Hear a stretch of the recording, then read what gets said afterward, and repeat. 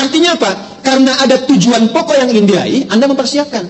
Nah sekarang kita sudah yakin betul setelah meninggalkan dunia, puncaknya ingin ke surga. Surganya mana? Firdaus. Apa perangkat menuju surga Firdaus itu? Itu yang diturunkan.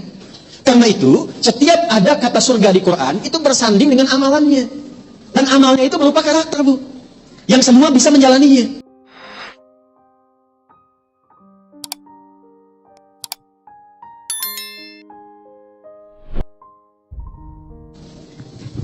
Sayyidah Khadijah sudah paham tugas suami dan sudah sepakat menjalani misi berumah tangga yang sama. Artinya apa? Artinya memang di keluarganya ada visi dan program.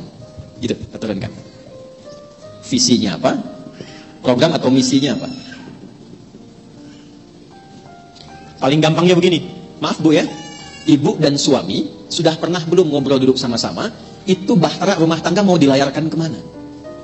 Jalur mana yang mau ditempuh? Begitu dulu. Bikin kurikulum dari atas dulu. Ya, dari atas itu dari mana? Tingkat tertinggi di akhirat. Siapa yang mau ke surga nanti? Baik, surganya surga yang mana? Baik, Firdaus. Pertanyaannya, pernah nggak ibu menurunkan kurikulum surga Firdaus ke dalam rumah tangga?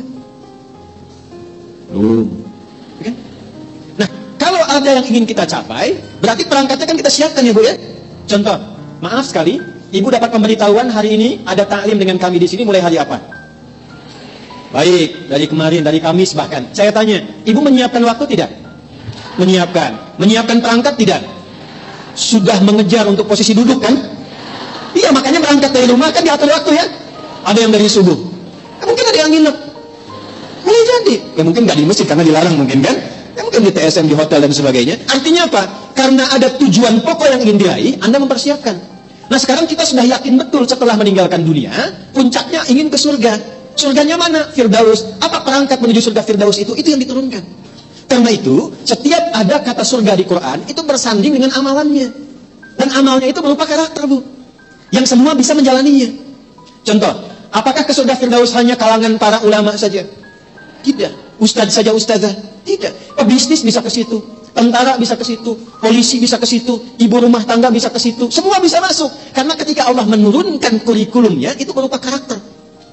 Turun Quran surah kedua 3 ayat 1-9 itu. Qad aflahal mu'minun. Orang beriman itu akan dijamin sukses dan bahagia. Puncaknya apa? Ketika masuk ke penghujung ayat yang tadi saya sampaikan, alladzina yarithunal firdausa hum fiha khalidun. Orang-orang ini di dunianya itu sudah jelas program hidupnya, dia konsisten di situ dan dia menjadi calon penghuni surga Firdaus yang sedang berkehidupan di bumi. Jadi ada calon penghuni surga Firdaus yang sedang berpetualang di bumi. Apa cirinya? Alladzina hum fi salatihim khasyi'un. Kalau sholat bukan sekedar pengen sholat, tapi pengen khusyuk sholatnya. Kalau sekedar sholat, surga yang lain sudah ada. Tapi kalau pengen ke Firdaus, tahapan sholatnya tingkatkan sampai mendapatkan kekhusyuan. Maka selama hidupnya dia berusaha belajar supaya mendapatkan kekhusyuan dalam sholatnya. Dia bisa menjadi seorang dokter, dia bisa jadi seorang perawat, tapi ketika sholat nikmat sholatnya karena dia berusaha mencapai itu. Lanjut, walladzina hum 'anil lagwi mu'ridun walladzina hum lizzakati fa'ilun. Selama hidup dia berusaha zakat. Kalau ingin berzakat, mungkin nggak keluar zakat kalau tidak ada yang dizakati? Mungkin nggak? Zakat itu berupa harta atau kasih sayang? Harta. Karena itu berbahagialah kalau kita dititipkan harta oleh Allah Subhanahu wa Ta'ala, ada peluang untuk zakat. Sesungguhnya harta itu diberikan untuk memenuhi cita-cita ibu yang menginginkan surga yang diidamkan itu. Maka kalau belum ada, sekali lagi, kalau Nabi kan jelas, Sayyidah Khadijah itu sudah paham siapa suaminya. Suami saya Nabi, Rasul. Surganya pasti surga tertinggi. Karena surganya tertinggi, ujiannya pun pasti terberat. Di antara ujian itu pasti butuh support dari istrinya. Itulah sebabnya kenapa Allah titipkan harta yang banyak pada saya, bukan untuk mengangkat status saya sebagai orang kaya, tapi harta ini digunakan untuk meringankan beban suami saya ketika membutuhkannya. Nah sekarang, ibu lihat suami ibu. Jangan banyak lihat suami orang. Gitu.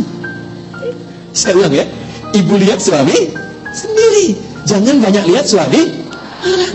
Karena yang Allah pasangkan untuk menitipi kekurangan ibu dan berpartner itu pasangan masing-masing. Ingat, setan itu jenius, Bu. Sebelum menikah, pasangan ibu itu paling ideal. Setelah menikah, pasangan orang itu paling istimewa. Gitu. Catat ya. Boleh bikin status. Aneh. Oke, sudah dilihat. Setelah itu, bikin program. Visinya dulu, Pak. Suatu saat kan kita pasti akan meninggal. Iya, Bapak tahu. Bisa mama duluan, ya alhamdulillah. Bisa papa duluan? Innalillahi. Dua. Pak, sekiranya kalau kita pulang, kemana tujuan kita? Ini penting kalimat ini. Surga lama, surga mana yang mau kita pilih? Emang ada berapa surga? Ini yang standar Pak, surga biasa. Ini yang surga Aden. Ini yang surganya pintu tahajud, pintu Ar-Rayyan, puncaknya surga Firdaus. Ya sudah, Firdaus, bismillah. Dari situ lihat apa pekerjaan suami. Kemudian dari situ karena ingin ada surga Firdaus jadi jembatan terakhir, baru turunkan apa kecukupan harta sesuai dengan kegiatan yang dijalani, aktivitas yang dilakukan untuk mencapai tujuan tadi. Baru diturunkan. Jadi ketika Allah titipkan harta dan kita sudah punya program, itu tidak akan Allah berikan kepada kita kecuali untuk mewujudkan apa yang telah kita mohonkan dalam doa itu. Turunkan satu-satu. Misal,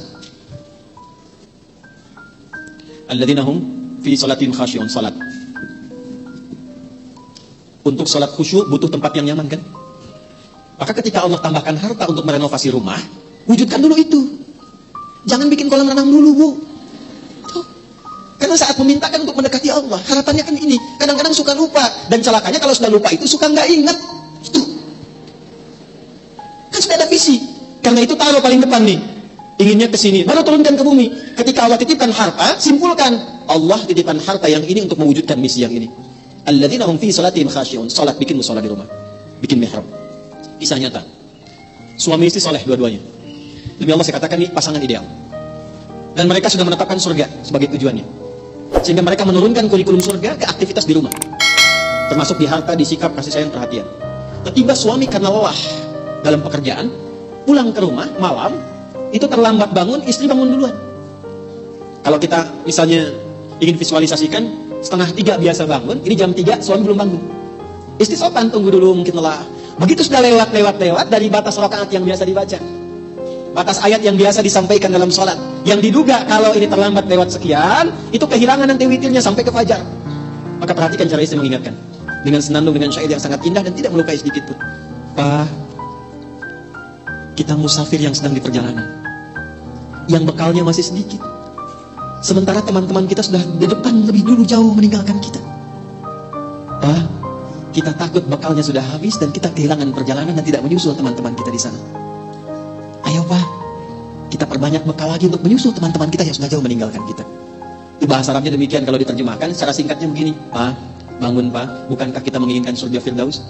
Teman-teman kita yang berusaha mencapai cita-cita yang sama sudah jauh meninggalkan kita di depan. Kita masih kurang di belakang. Bangun, sulit. Tidur masih nyaman, siangnya sibuk, harapan Firdaus, sementara teman-teman sudah jauh di depan. Ayo kita bangun Pak. Karena visinya sudah ada, itu saling mengingatkan. Suami bangun pun senang. Ada lagi kisah kedua yang saat akan mencari nafkah. Karena harapannya adalah surga, dan surga tidak akan pernah mengenal hamba yang lekat dengan yang haram. Maka istrinya, ini kisah nyata, setiap suami berangkat bekerja, selalu membisikkan di telinga suaminya. Itu kalimatnya, kalau bahasa kitanya, sayang, mohon kalau pulang, bawa yang halal ya. Sekalipun sedikit, kami akan menikmatinya. Tapi mohon jangan pernah membawa yang haram. Karena aku dan anak-anak tidak akan pernah merasa sanggup untuk merasakan dahsyatnya neraka. Itu setiap berangkat kerja. Pernah nggak ibu kirim WA ke suami demikian?